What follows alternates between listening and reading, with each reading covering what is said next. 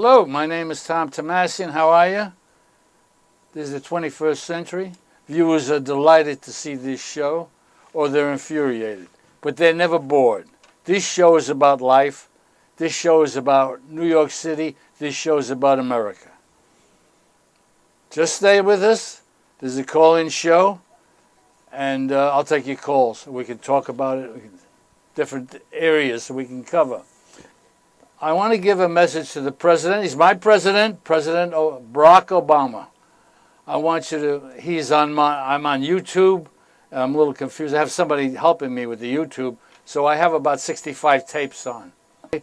And I hope you're listening. I know you have, you're a friend of mine on YouTube, and I'm a friend of yours. I'm not quite sure how it works, but the man who helps me, very good friend of mine, Hugs for Harlem. He told me immediately, you're a friend of mine. I said, I was startled, when I got on YouTube. I don't know much about it. But I do know that I talked to this guy last Friday, and we were talking about it. And I said to myself, why don't I think that I have a solution for President Barack Obama and the international situation. President Reagan at the time was on the top of the steps, and he was waiting for Gorbachev. Listen carefully, please. If you're watching Mr. President Obama, please listen to me carefully. When Gorbachev came in with his car, drove in with his car, he was in a limousine, Reagan came down and opened the door. I'm not sure whether he opened the door or an official opened the door for Gorbachev to get out of the car. As soon as Gorbachev got out of the car, he looked up and he saw President Reagan. President Reagan immediately started talking. I don't know whether he was talking Russian. I don't know if he was talking English. I don't know whether he had an interpreter. I don't remember that, but you could see on the tapes. But President Reagan was talking to him constantly. And then he held his hand, he shook hands, and he escorted him upstairs. He had a jacket on, a suit jacket. It was pretty cold out there because Gorbachev had his coat on, right? They walked up the steps. While they were walking, you could see President Reagan was talking to Gorbachev, and he kept talking to him, and Gorbachev looked at him like he's startled, like, what's going on here? He conned him, President Reagan. That's what he did. Later on, I want to interrupt here. Later on, many years later, they asked Gorbachev, when did the break come? When did you start understanding Reagan? Why did you, and you admired him? When did it start? He said, Reykjavik in Iceland. That's where it started.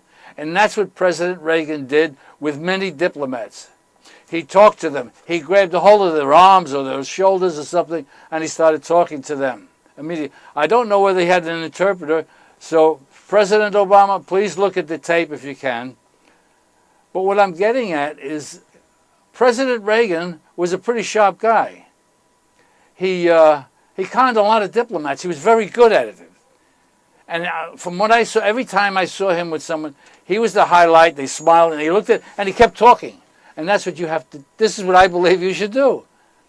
Now, there are many leaders from Africa, especially the Mideast. You're going to meet them and you're going to talk to them. I know they're going to come from all over the world.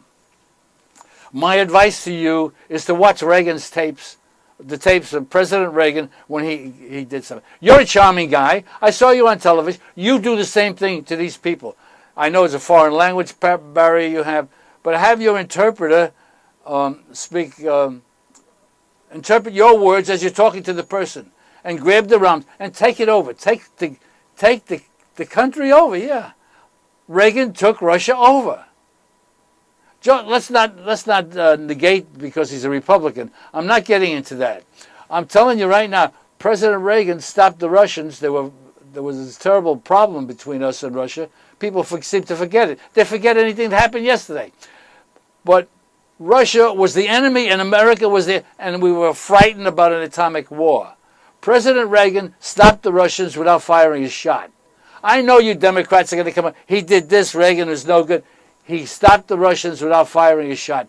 And that's one of the steps that he took. This is what I believe. Because you watch television even today, and Gorbachev, of course, is still alive. And years ago, he kept saying, yeah, it was in Iceland when the break came through, when I understood this man or this president. And he started to like him. You can't help but being liked if you're that way. Now, I don't know what Reagan said, but I would assume President Obama, please listen to me. For a minute, I know you're busy, or have one of your assistants listen to me. The sure way to con or to get a hold of somebody is to give them flattery. We saw Hillary Clinton, for instance. She was being interrogated by Kerry, who wanted the job. Reagan, I know he was promised the job to be Secretary of State, but he wasn't. And he started talking to her. And she said to him, "You're a great man. You did wonderful things." And then the Republicans said to Hillary Clinton during the hearing, "What about this, your husband with the money?" And yeah, and you know what she said? "You're a great man. You did this. You're wonderful, and you got us all together, blah, blah, blah." And that's what I believe President Reagan did. Okay? Hello. Yeah, hi, sir. How you doing? Go ahead. Yeah. What I was trying to say was, do you think Obama is going to succeed the first year when he becomes president? Is going to succeed? Yeah. Yes. Yeah, What do you mean succeed? Like, you think he's going to do good the first year? Yes.